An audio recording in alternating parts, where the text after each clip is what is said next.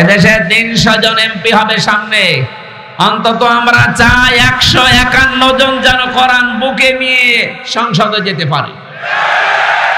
এটা যদি আপনার কাছে রাজনীতি মনে হয়, হ্যাঁ এটাই আমার রাজনীতি। এটা যদি ধর্ম ব্যবসা মনে হয়, হ্যাঁ এটাই আমার ধর্ম ব্যবসা। কথা বলেন না কেন? যারা যে কথাগুলো শোনার পরে বুঝে ফেলেন যে আমরা কি বলতে চাই, এতদিন কোথায় ছিলেন? 15.5 বছর বসেননি। সুতরাং আমরা যা বলতে চাই যদি কোরআন হাদিসের বাইরে যাই, তাহলে আপনি আমাকে বাধা দিতে পারেন মুসলিম হিসাবে যে না এটা কোরআন হাদিসের বাইরে। কোরআন হাদিসের কথা বললে বাধা দেওয়ার কথা তো আবু জেহেলের আর তার বেদাত্তাদের। আপনি বাধা দিতে আসেন, আপনি কি আবু জেহেল? বলেন। এই 15.5 বছরে আমরা যারা আজ টিকে আছি, জীবন তো দিয়ে গেল অনেকেই। সেই 2006 থেকে 24 পর্যন্ত 28 অক্টোবর থেকে আরম্ভ হয়েছে। জসিম ভাইকে তারা পিটিয়ে, সাপের মতো পিটিয়ে লগি বইটা দিয়ে হত্যা করে আবার লাশের উপরে ড্যান্স দিল।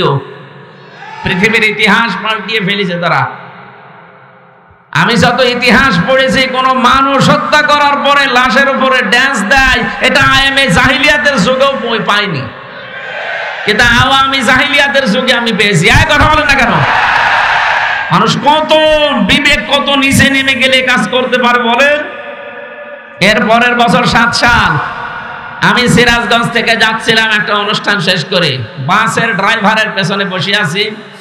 ড্রাইভার গাড়ি মাঝখান দিয়ে চালিয়ে না দিয়ে বাম দিয়ে চালিয়ে দিল, গাড়ি ঝাঁকি দিয়েছে। ড্রাইভারকে বললাম আপনি এমন করলেন, এখনো তো উল্টিয়েছে তো। ড্রাইভার আমারে বলছে হুজুর দেখেন না একটা কুকুর পড়ে আছে, মরা কুকুর, আমি ডবল করে ওর গার উপরে চাকা চালিয়ে দেব, আমার বিবেক নেই। আমি বললাম তো মরা কুকুর মরে গেছে, ওরে ডবল করে মারলে কি আর না মারলে কি? ড্রাইভার আমার দিকে ঘুরে বলছে হুজুর আপনি কি আসলে হুজুর? আপনি কেমন হুজুর? আপনি দেখেন একটা মরা কুকুর পড়ে আছে, আমি ডবল করে চাকা চালাবো, আমার বিবেক কি মরে গেছে? আপনার নাম কি? বলছে সুব্রত। আপনার ঈমান নেই কিন্তু বিবেক আছে। কথা বলে না কেন? আপনার ঈমান নেই, আপনার নাম শুনে আমি বুঝেছি যে আপনার ঈমান নেই, কিন্তু কি আছে? কিন্তু গত বছর, আজকে তো 7 সাল, গত বছর 6 সালে আগস্টের 28 তারিখে লগি বৈঠা দিয়ে অনেকে আমার জসিম ভাইকে পিটিয়ে মারার পরে লাশের উপরে ড্যান্স দিল। আশরাফুল মাখলুক আছে, এদেরকে আপনি কি ঈমানও নেই বিবেকও নেই? আর পৃথিবীতে যারা বিবেক কাজে লাগায় না, ওয়াজালুর রিজসা আলাল্লাযিনা লা ইয়াকিলুন, সূরা ইউনূসের 100 নম্বর আয়াতের শেষের দিকে আছে। আল্লাহ পাক বলেন যারা বিবেক কাজে লাগাবে না, ভুল সিদ্ধান্ত তাদের উপরে আল্লাহ চাপিয়ে দেবে, যেটা আমরা 15.5 বছরে দেখলাম। কথা বলেন না কেন? এজন্য বিবেক যদি কেউ কাজে লাগাতে পারেন, আপনি পথ হারাবেন না। আগামীতেও যারা আসতেছেন, যে আসবেন, কে আসবেন আমরা জানি না, যারা আসবেন বিবেকটা যেন আপনার কাজে লাগে, নয়তো আপনিও পথ হারিয়ে ফেলবেন। আমার ভাইরা, আমি যে কথা তুলেছিলাম, কোরআনে কারীম যারা শুনতে এসেছি এই ময়দানে, আমরা যারা বলতে এসেছি, দ্বিতীয় হারাজনের ব্যাখ্যা আমি ছিলাম এই কোরআনের কথা সঠিকভাবে তুলে ধরলে ওই মানুষগুলো মন খারাপ করবে, রাগ করবে, বাধা দেবে যাদের ব্যবসায় ভাটা পড়ার কথা। কারণ কোরআন নাজিল হওয়ার পর থেকে, এদিকে তাকান, এটা নাজিল হওয়ার পর থেকে আজকের এই দিন পর্যন্ত, এখান থেকে কিয়ামত পর্যন্ত এর শ্রোতা যারা, একে শোনে যারা, শ্রবণ করে যারা, 3 প্রকার শ্রোতার নাম আমরা কোরআনে পেয়েছি। 1 নম্বরে যার নাম বললাম আবু জেহেল, কাফের, নাম কি? 2 নম্বরে শুনতে আসতো ওই জামানায় যারা মুনাফিক, তারা বিশ্বাস করত কোরআন আল্লাহর কিতাব, কিন্তু যখন শুনতে এসে দেখে যে আমার পরিবার যেভাবে চলে কোরআনের সাথে মেলে না, আমার সমাজ যেভাবে চলে কোরআনের সাথে মেলে না, আমি যে রাজনীতি করি কোরআনের সাথে মেলে না, তখন আস্তে করে পেছন দিক থেকে তারা কেটে পড়তো। আল্লাহর ভাষায় তারা মুনাফিক। এক নম্বরে কাফের বাধা দিয়েছে। আপনি দলিল নিতে চাইলে সূরা হামিম সাজদার 26 নম্বর আয়াতে পাবেন। 2 নম্বরে মুনাফিক শোনার পরে পেছন ফিরে কেটে পড়েছে। দলিল নিতে চাইলে সূরা নিসার 61 নম্বর আয়াত। 3 নম্বরে কোরআন শুনতে এসেছে তারা যারা মুমিন। আল্লাহ রাব্বুল আলামিন তাদের চরিত্রের বর্ণনা দিয়েছেন, ইন্নামাল মুমিনুনা আল্লাযীনা ইযা যুকিরাল্লাহু ওয়াজিলাত কুলুবুহুম। আল্লাহর দৃষ্টিতে মুমিন তো তারা, যেই মানুষগুলোর সামনে আল্লাহর নাম উচ্চারণ হলে তাদের অন্তরাত্মা কেঁপে ওঠে। ওয়াইদা তুলিয়াত আলাইহিম আয়াতুহু যাদাতহুম ঈমানা। কোরআনে কারীম থেকে যখন তাদেরকে তেলাওয়াত করে শোনানো হয়, এর মর্মবাণীগুলো বোঝার পরে এই মানুষগুলোর ঈমান যা আছে আরো বেড়ে যায়। ওয়া আলা রাব্বিহিম ইয়াতাওয়াক্কালুন। বাড়ি যাওয়ার আগে তারা সিদ্ধান্ত নিয়ে যায় এই পৃথিবীতে যে কোনো কাজে ভরসা করব কার প্রতি। প্রথম নম্বরে আমরা এখানে ওইরকম শ্রোতা নেই যারা বাধা দেয়, তারা যেহেতু কাফের। আর এখানে কাফের আছে নেই। 2 নম্বরে মুনাফিক শুনতে আসে, কিন্তু যখন দেখে যে না আমার সাথে তো মিলছে না, কারণ আমি সুদ ভিত্তিক অর্থনীতির সাথে জড়িত। কথা বলেন না কেন? ওরা বিশ্বাস করে কিন্তু যে কোরআন আল্লাহর কিতাব, হামজা বানিয়ে বলবে না, ওর বাবার কথাও বলবে না।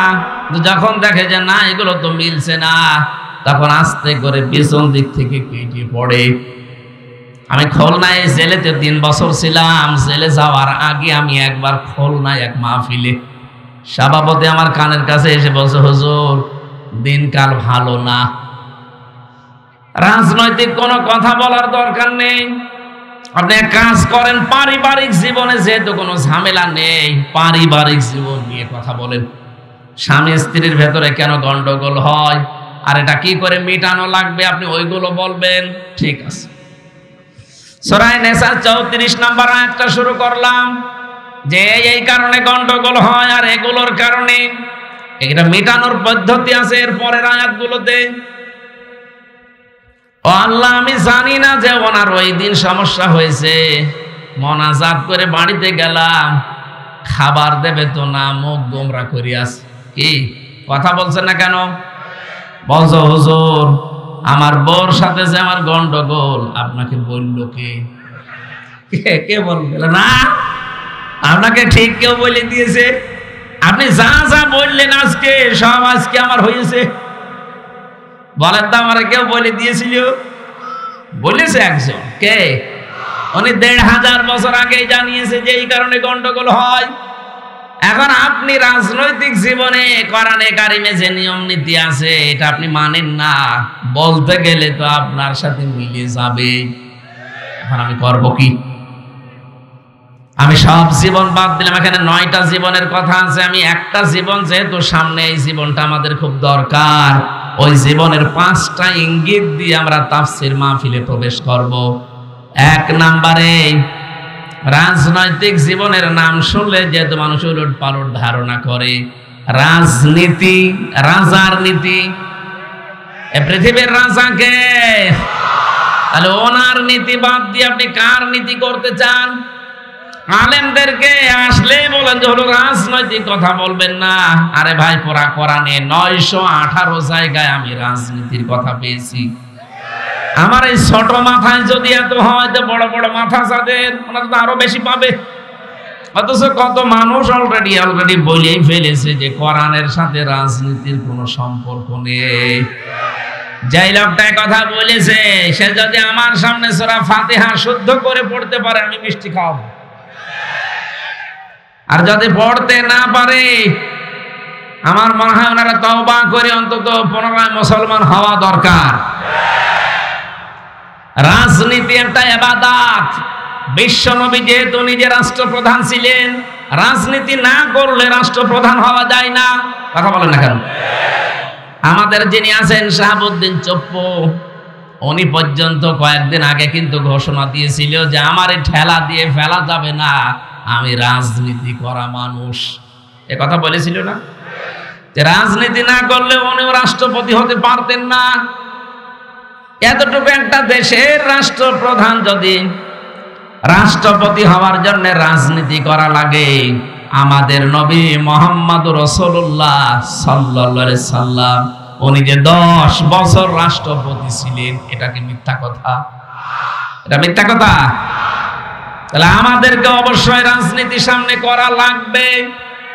নবীর উম্মত দাবি করলে মাস্ট বিয়ে পথে আসাই লাগবে আপনাকে। আপনি যাই মনে করেন যেটা দুনিয়ার কাজ হোক, এই দুনিয়ার কাজ দিয়ে আপনার আখিরাতের জান্নাত তৈরি হবে। এবার আমি শুধু পয়েন্টগুলো বলছি। এই পৃথিবীতে কেউ যদি রাজনীতি করতে চায়, নেতৃত্ব দিতে চায়, নেতা হতে চায়, কোরআনে কারীম পুরাটা পড়ে আমি 5টা গুণাবলীর কথা পেয়েছি। 1 নম্বরে রাজনীতি করতে হলে তাকে জ্ঞানী হওয়া লাগবে। কি হওয়া লাগবে? সূরা বাকারা 247 নম্বর আয়াতে এই তথ্যটা আছে। ক্বালা ইন্নাল্লাহা আসতাফাহু আলাইকুম ওয়া যাদাহু বাসতাতান ফিল ইলমি ওয়াল জিসম ইলা আখির আয়াত। এখানে হযরত দাউদ আলাইহিস সালামের কথা যদিও বলা হয়েছে, আমি তাফসীরের ভেতরে পড়েছি, যারা কিয়ামত পর্যন্ত দুনিয়ায় নেতৃত্ব দিতে চায়, প্রথমেই তাদের 2টা কোয়ালিটি থাকতে হবে। 1 নম্বরে শরীরের শক্তি থাকা লাগবে, 2 নম্বরে জ্ঞান থাকা লাগবে। আপনি তাকান তো আমাদের দেশের দিকে যারা রাজনীতি করছে, ওল্ড হয়ে গেছে। বিশেষ করে এই যে হিরো আলম, এর ঠেলা দিলে পড়ে যাবে না, শরীরে কোনো শক্তি আছে। 2 নম্বরে জ্ঞান। আমরা এমন জ্ঞানী নেতা এই দেশে পাই যারা বলে আগামীকাল ঈদুল আজহার জানাজার নামাজ অনুষ্ঠিত হবে। এই যদি জ্ঞানের বহর হয় নেতা, এর তো রাজনীতি করা যায় না। এই কথা বলেন না কেন? নেতা হওয়ার কোয়ালিটি বলছিলাম 5টা।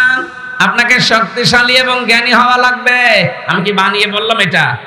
সূরা বাকারা 247 নম্বর আয়াত, 2 নম্বর পারা 19 নম্বর পৃষ্ঠা 14 নম্বর লাইনে আছে। বাড়ি যে মিলিয়ে দেখবেন, যে কোনো তাফসীর পড়লে পাবেন। 2 নম্বরে পেয়েছি আমি সূরা শুআরা 152 নম্বর আয়াত, 19 নম্বর পারা 12 নম্বর পৃষ্ঠার 5 নম্বর লাইনে এটা আছে।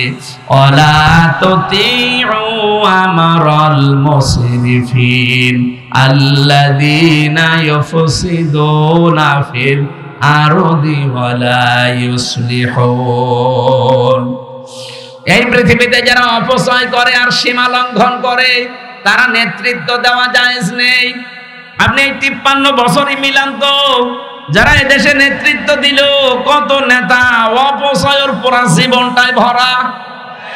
বলেন, আর সীমা লঙ্ঘন তো না, আমি নিলাম না, পুরাটা জীবনই সীমা লঙ্ঘন করে আছে। আরে ভাই, আপনার জন্য তো নেতৃত্ব দেওয়া জায়েজ নেই। আমি যত তাফসীর করব বলছি, এই জন্য শুধু পয়েন্ট বলছি। 3 নম্বরে বেশি আমি পৃথিবীর ময়দানে যারা গাফেল, এটা সূরা কাহফের ভেতরে আছে, 28 নম্বর আয়াতে পাবেন, শেষের দিকে আছে।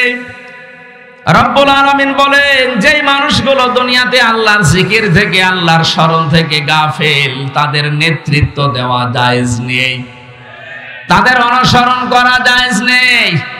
4 নাম্বারটা একটু ঝামেলা, আমি এটা বাদ দিয়ে 5 নাম্বারে চলে গেলাম।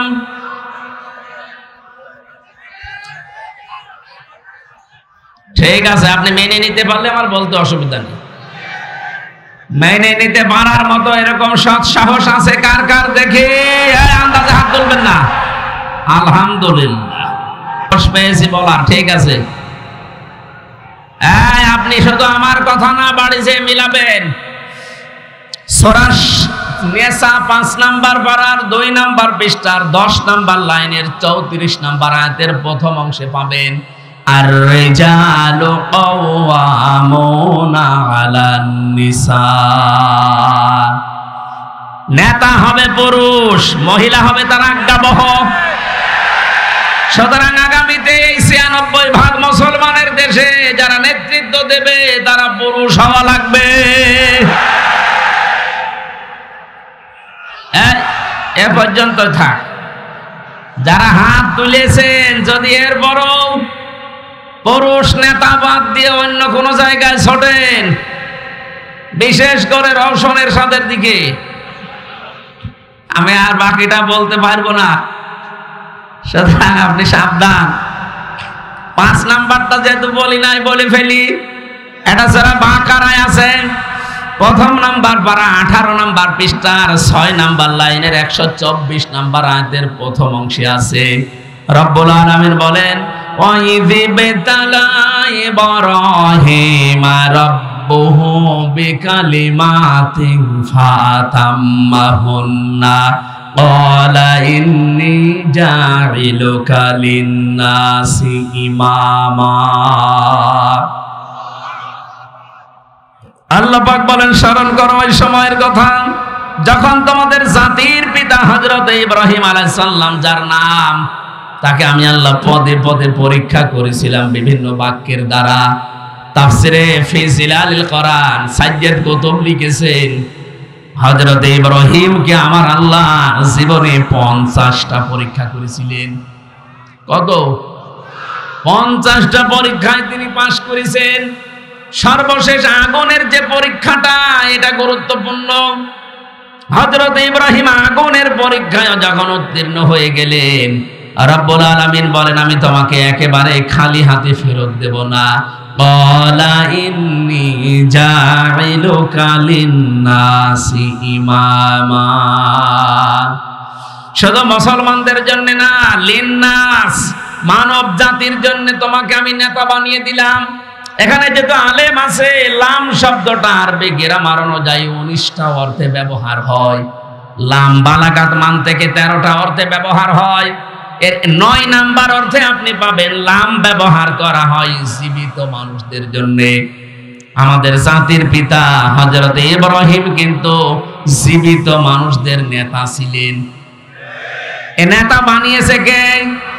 আরো জোরে।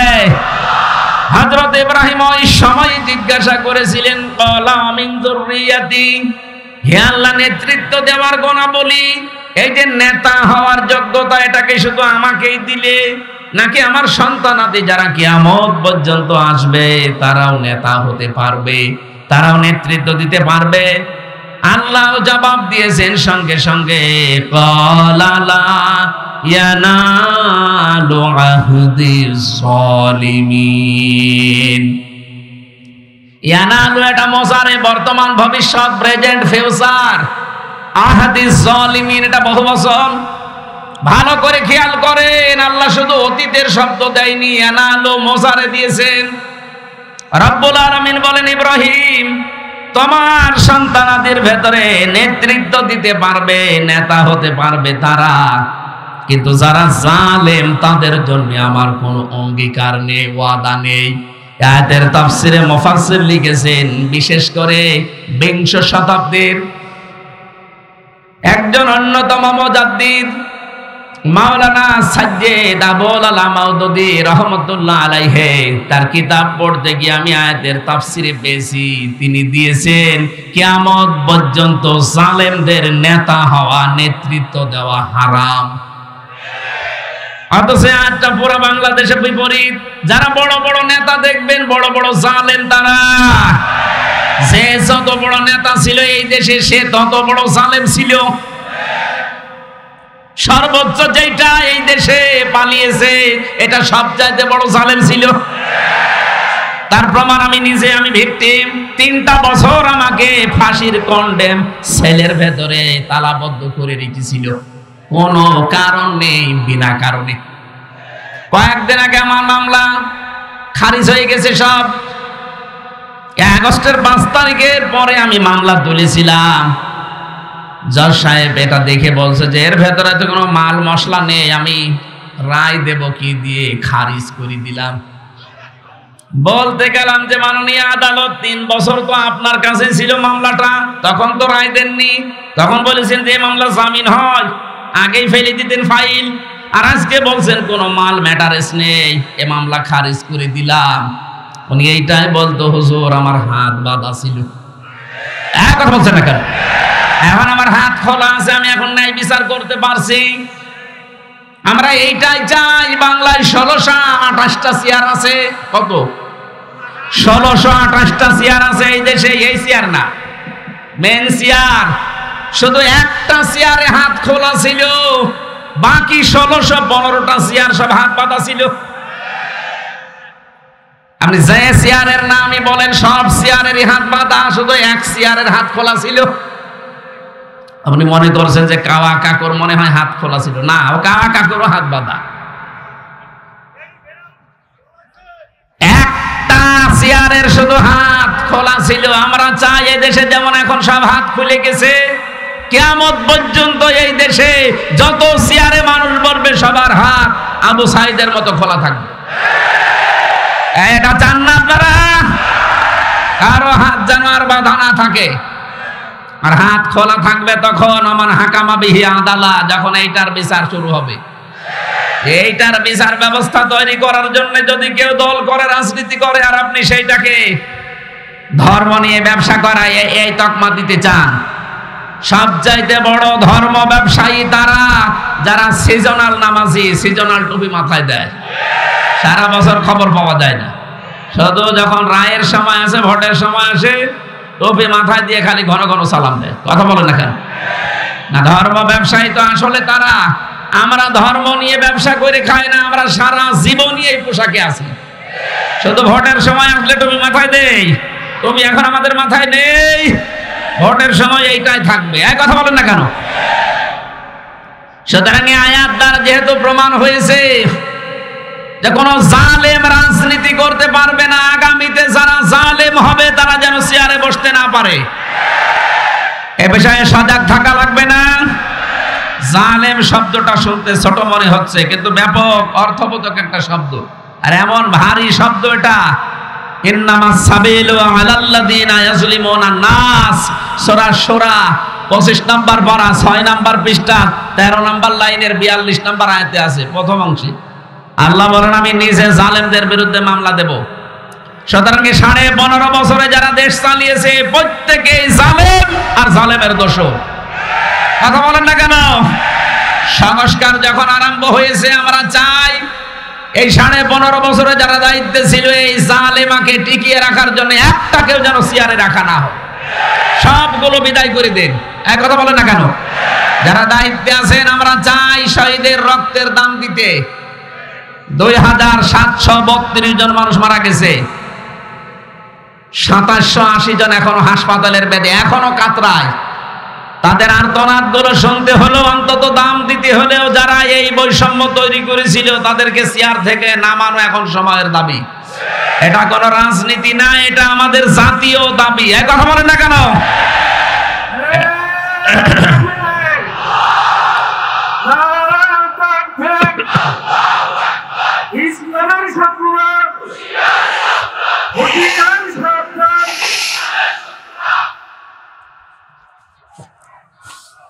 আলহামদুলিল্লাহ ভাই, জালেম যারা রাজনীতি করতে না পারে, নেতা হতে না পারে, কয়টা কোয়ালিটি পেলাম নেতা হওয়ার? আরো জোরে। 1 নম্বরে জ্ঞানবান হওয়া লাগবে, শক্তিশালী হওয়া লাগবে। 2 নম্বরে ফ্যাসাদ সৃষ্টিকারী, যারা সীমা লঙ্ঘনকারী, এরা নেতা হতে পারবে না। 3 নম্বরে এই পৃথিবীতে যেই মানুষগুলো গাফেল আল্লাহ সম্পর্কে, আখিরাত সম্পর্কে, তারা নেতা হতে পারবে না মুসলমানের। 4 নম্বরে কোন মহিলা নেতৃত্ব দিতে পারবে না, তার মানে দায়িত্বে থাকতে পারবে না। 5 নম্বরে কোন জালেমের জন্য রাজনীতি করা জায়েজ নেই। রাজনীতি যদি না করে নেতা হতে পারবে? সুতরাং এই 5টা গুণ যাদের ভেতরে পাবেন তাদের থেকে দূরে থাকবেন। এর বাইরে যাদের পাবেন, নাক কান বন্ধ করে আপনি পেছনে থাকবেন, আপনার আখিরাত তৈরি হবে ইনশাআল্লাহ। আমরা তেলাওয়াত করেছিলাম কোরআনের 1 খণ্ড একটা আয়াত, 4 ভাগের 1 ভাগ পড়েছি আমি। সূরা তাওবার 111 নম্বর আয়াতে খুব গুরুত্বপূর্ণ কিছু তথ্য আছে এর ভেতরে। জন্মের পর থেকে আমরা কোরআনের আয়াত শুনেছি, কিন্তু নতুন কিছু এখান থেকে বের করব ইনশাআল্লাহ। রব্বুল আলামিন বলেন, ইন্নাল্লাহ হাশতারা অবশ্যই আমি আল্লাহ কিনে নিয়েছি, ক্রয় করে নিয়েছি মিনাল মুমিনিনা, মুমিনদের কাছ থেকে, আনফুসাহুম তাদের জীবন, ওয়া আমওয়ালাহুম তাদের সম্পদ, বিআন্না লাহুমুল জান্নাহ বিনিময়ে যেটা দিয়ে দিয়েছি তার নাম জান্নাত। এটা বাংলা অর্থ ছিল, এবার আসেন তো বাস্তবে নিয়ে যাই। এই পৃথিবীতে দুইটা কাতার আছে আল্লাহর কাছে সবচাইতে বেশি প্রিয় কাতার। একটা হচ্ছে ইন্নাল্লাহা ইউহিব্বুল্লাযীনা ইউকাতিলুনা ফি সাবিলিহি সাফফান কান্নাহুম বুনিয়ানুম মারসুস। সূরা সফের 4 নম্বর আয়াতে আল্লাহ জানিয়েছেন, অবশ্যই আমি আল্লাহ সবচাইতে বেশি পছন্দ করি, ভালোবাসি ওই কাতারকে, যেই কাতার সীসা গলা প্রাচীরের মতো ঐক্যবদ্ধ হয়ে আল্লাহর দ্বীন কায়েমের চেষ্টা করে। এই কাতার যদি বাংলাদেশে থাকে আপনি অবশ্যই সেই কাতারে শামিল হবেন, আল্লাহর প্রিয় পাত্র হওয়া যাবে। 2 নম্বরে নামাজের যে কাতার, এই কাতারের দিকে আল্লাহ কুদরতের নজর দিয়ে তাকিয়ে থাকে, বলেন সুবহানাল্লাহ। এখানে আমরা যেহেতু ক্রয় বিক্রয়ের একটা নাম শুনলাম, আল্লাহ রাব্বুল আলামিন নিজে এখানে ক্রেতা আর বিক্রেতা হচ্ছে দুনিয়ার যারা মুমিন তারা। আল্লাহ কিন্তু সবার সম্পদ সবার জীবন কিনতে চান না। আল্লাহ বলেন ইন্নাল্লাহা হাশতারা মিনাল মুমিনিনা, আমি মুমিনদের কাছ থেকে কিনতে চাই। তিনি যদি বলতেন ইন্নাল্লাহা হাশতারা মিনাল মুনাফিকিনা মিনাল মুশরিকিনা মিনাল কাফিরিনা, যে কাফেরদের কাছে, মুশরিকদের কাছে, মুনাফিকদের কাছে কিনতে চাই, তাহলে আমরা যে সে আমাদের জীবন আর সম্পদ আল্লাহকে দিয়ে দিলে উনি নিয়ে নিত। আল্লাহ বলেন না, আমি কিনতে চাই শুধুমাত্র মুমিনের কাছে। কার কাছে? আরো জোরে বলেন। এবার আমার প্রশ্ন, আমরা মুমিন হয়েছি কিনা?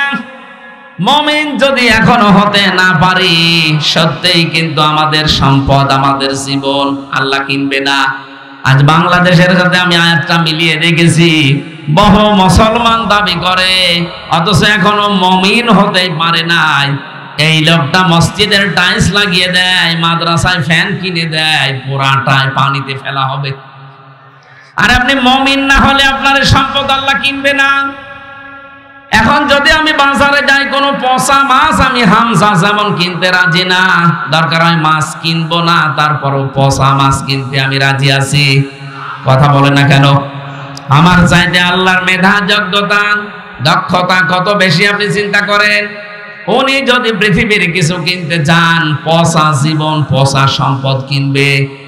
আরো জোরে বলেন। মানুষের জীবন কখন পচে যায়, কখন নষ্ট হয়ে যায়, কোরআনে কারীম জানিয়েছে যে জীবনে শিরক প্রবেশ করেছে ওই জীবন পচে নষ্ট হয়ে গেছে। এজন্য আমাদের ঈমান যদি শিরক মুক্ত হয় তাহলে এটা পবিত্র, শিরক যুক্ত হলে এটা অপবিত্র। আপনি যতই সুন্দর ঈমানের দাবি করেন। ও ঢাকাবাসী, এবার আসেন তো শিরক শব্দটার সাথে পরিচিত হই। আল্লাহ যেটা পারে ওইটা অন্য কেউ পারে, এই বিশ্বাস করার নাম শিরক। বলেন বলেন। ছেলে মেয়ে দিতে পারে কে?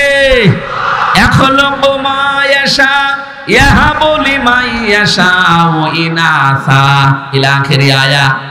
এর প্রমাণ হচ্ছে ছেলে মেয়ে দেওয়ার দায়িত্ব কার? কোন বাবা পারে, কোন দরবার পারে। সুতরাং এখানে যাবেন না। নবীদের জীবনী পড়বেন, ৮৬ বছর বয়সে হযরতে ইব্রাহিম নবীর সন্তান হয়েছে ৮৬ বছর পর। তারপরও তিনি কোনো কবরে, কোনো বাবার দরবারে গিয়েছেন? নবী মানুষ যদি ৮৬ বছর দোয়া করে তারপরে সন্তান হয়, আপনার তো ৮৬ বছর না, ৬ বছরও পার হয়নি, আপনি পাগল হয়ে গেছেন। সুতরাং অনেক মেয়েরা আশপাশে আছে, সাবধান, কোন ভণ্ড পীরের খপ্পরে পড়বেন না। সন্তান দেওয়ার ক্ষমতা কারণে অনেক ভণ্ড এখন বের হয় বিভিন্ন আস্তালায়, গাছতলায়, দরবারে, বলে যে আপেল পড়ে দিচ্ছে হুজুর, পীর সাহেব বাবা আপেল পড়ে দিলে নাকি ছেলে হয়। অনেক জায়গায় অনেক মেয়েরা দেখি তার স্বামীকে পাঠায়, বলে যে হামজা হুজুরের কাছে আপেল পড়ে নিয়ে আসেন, কারণ এর আগে খালি মেয়ে হয়েছে, ছেলে হয় না, হুজুর পড়ে দিলে ছেলে হবে। সেদিন দিনাজপুরে পেয়েছিলাম একজনকে, বছর হুজুর আমার পর পর 4টা মেয়ে, আমি খুব আশা করে আছি যেন ছেলে হয়, এই আপেলটা পড়িয়ে দেন। বললাম আপেল আমারে দিন। আরে ভাই আপেল পড়ে যদি ছেলে হয়, আমার পর পর 3টা মেয়ে, আমি আপেল পড়ে আমার বউরে খাওয়াবো? এগুলো সব বানোয়াট, সব ভিত্তিহীন। কোন মরা বাবা, কোন জিন্দা বাবার ক্ষমতা নেই অবৈধ কাজ ছাড়া বৈধভাবে আপনাকে সন্তান দিতে পারে। কোন বাবার কাছে গিয়ে যদি বৈধভাবে সন্তান কেউ নিয়ে আসতে পারে, এটা ডাহা মিথ্যা কথা। হ্যাঁ, সন্তান যদি হয়েও থাকে বুঝবেন এটা অবৈধভাবে। এক কথা বলে না কেন? এখন বহু ভণ্ড বাবার দ্বারা ভণ্ড সন্তান দুনিয়ায় আসছে না? আমি ইঙ্গিত দিলাম সাবধান থাকবেন। তাহলে শিরকের পয়েন্ট বোঝাচ্ছিলাম যে আল্লাহ যেটা পারে ওইটা অন্য কেউ পারে, এই বিশ্বাস করার নাম কি? আলা লাহুল খালকু ওয়াল আমরু, সৃষ্টিটার আইন চলবে তার। সুতরাং এই পৃথিবী সৃষ্টি করেছেন কে? এই প্রমাণ তো পেয়ে গেলে সূরা আরাফের 54 নম্বর আয়াতের মাঝের অংশে আছে, ইনিল হুকমু ইল্লা লিল্লাহ। সূরা ইউসুফ 40 নম্বর আয়াতের মাঝের অংশে আছে। বিধান চলবে কার? সুতরাং আল্লাহর তৈরি করা এই জমিনে আল্লাহর বিধান বাদ দিয়ে যারা মানুষের তৈরি করা আইন কানুন প্রতিষ্ঠা করতে চাচ্ছেন, আপনি শিরিক করছেন। আর শিরিক করলে মানুষ মুশরিক হয়ে যায়। মুশরিক হলে বিনা হিসাবে বিনা বিচারে জাহান্নামী। এত দলিল দিয়েও যদি কেউ ফিরিয়ে না আসে, আমার মনে হয় ওর কপালে আর হেদায়েত নেই।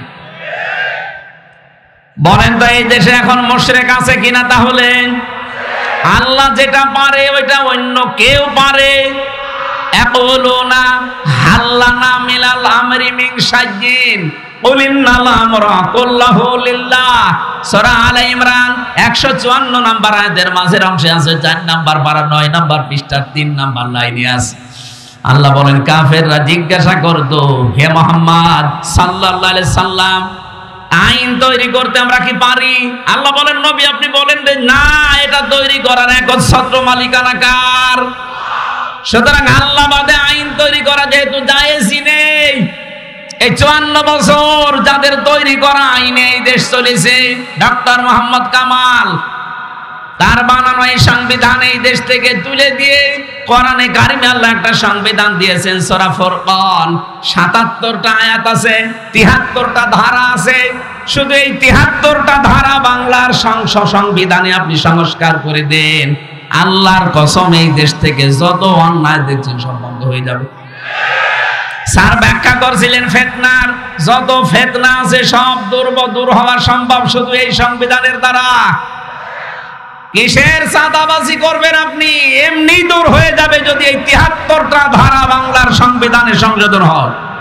যেহেতু সংস্কার চলছে আর 53 বছর আমরা দেখলাম যে কিছুই হয় না, এই হাজার হাজার ধারা দিয়ে আমরা আহ্বান জানাচ্ছি 96% মুসলমানের এই দেশে এই 73টা ধারা সংবিধানে সংযোজন করা হোক।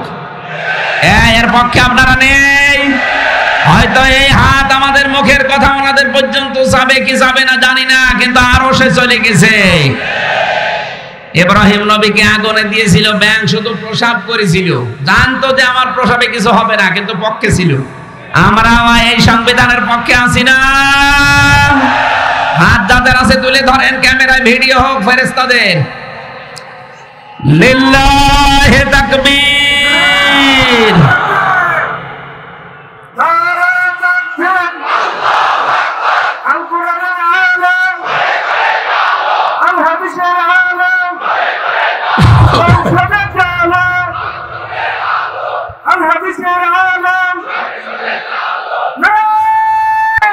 আলহামদুলিল্লাহ। عن أبي هريرة رضي الله تعالى عنه قال قال النبي صلى الله عليه وسلم من مات ولم يغزو ولم يحدث به نفسه مات على شعبة من النفاق।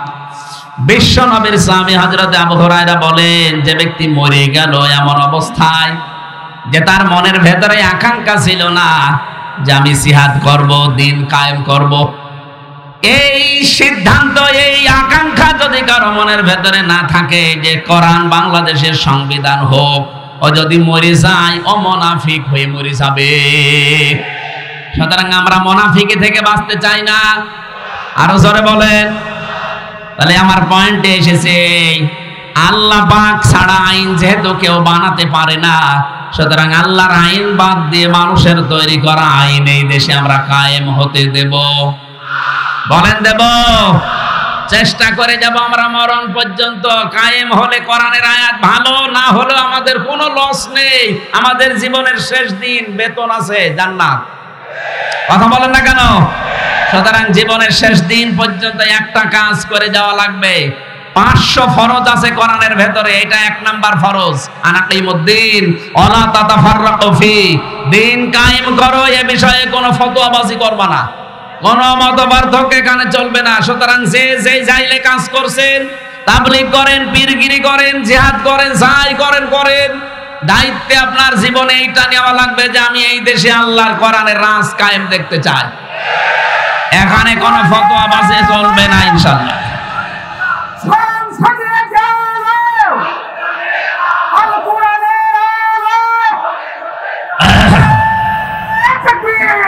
আমার ভাইরা, আমরা 2টা পয়েন্ট বললাম, কি আল্লাহ যেটা পারে ওটা অন্য কেউ পারে। বিশ্বাস করার নাম শিরিক, শিরিক যে করে সে মুশরিক, আর মুশরিকের জায়গা ইন্নাহু মান ইউশরিক বিল্লাহ ফাকাদ হারামাল্লাহু আলাইহিল জান্নাহ ওয়া মাওয়াহুন নার। যারা শিরিক করে তাদের জায়গা হচ্ছে জাহান্নাম, আর জান্নাত তাদের জন্য হারাম। সুতরাং আমরা কোন শিরিকে যেন না যাই। আল্লাহর তৈরি আইনের বিরুদ্ধে বাদ দিয়ে মানুষের তৈরি আইন যারাই প্রতিষ্ঠা করার জন্য দল করবেন, ভোট দেবেন, চিন্তা ভাবনা করবেন, চেষ্টা করবেন, আপনি মুশরিক হয়ে মারা যাবেন। আমি আপনাকে বাঁচাতে চাই। আপনি জাহান্নামে গেলে আমার কোনো লস নেই। হ্যাঁ, আল্লাহর কসম, আপনি জাহান্নামে গেলে আমার কোনো লস নেই, কিন্তু আমি কিয়ামতের দিন ধরা খেয়ে যাব যদি এই কথাটা আপনাকে না জানাই।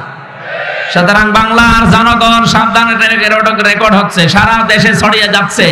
সবাইকে আমি আহ্বান জানাচ্ছি, আল্লাহর তৈরি করা আইন বাদ দিয়ে মানুষের তৈরি করা আইনের পেছনে থেকে তার জন্য শ্রম দিলে, সময় দিলে, দল করলে, ভোট করলে, রাজনীতি করলে আপনি জাহান্নামে যাচ্ছেন, আমি দেখতে পাচ্ছি।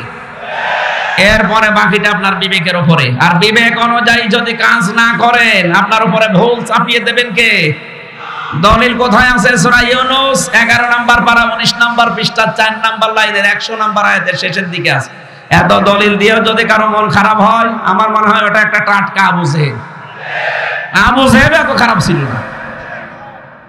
2 নম্বরে আমওয়ালাহুম, আল্লাহ মাল কিনতে চান। মাল মানে আবুল মাল না, যেটা এই যে গতবার গেল কামাল, এই মাল না। মালের ব্যাখ্যা পেয়েছি আমি 4টা।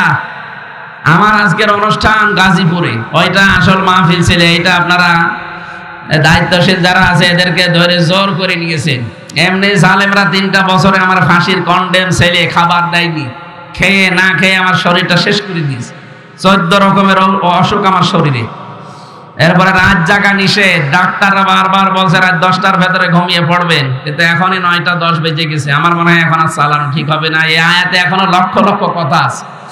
আগামীতে আবার কোনো জায়গায় আসলে আবার বলিয়েন, ওই মাহফিলে এখনো লক্ষাধিক মানুষ বসে আছে ভাই, ওখানে 9টায় ওঠার কথা, অলরেডি 9টা 10 বাজে। আমি আর চালাতে পারছি না, বারবার এই যে পেছন থেকে আওয়াজ আসছে, দেখতে পাচ্ছেন না? আগামীতে আসলে আবার কথা বলবো ইনশাআল্লাহ। আমি একটু মোনাজাত করে দিলাম, আল্লাহুম্মা আমিন। লা হাওলা ওয়ালা কুওয়াতা ইল্লা বিল্লাহিল আলিয়্যিল আযীম। আল্লাহ তাআলা যেভাবে আরম্ভ করেছিলাম, ঘন্টার পরে ঘন্টা বললেও তোমার বান্দা বান্দিরা চলে যেত না। অল্প সময় যে কথাগুলো বুঝিয়েছি আমল করার তৌফিক দাও।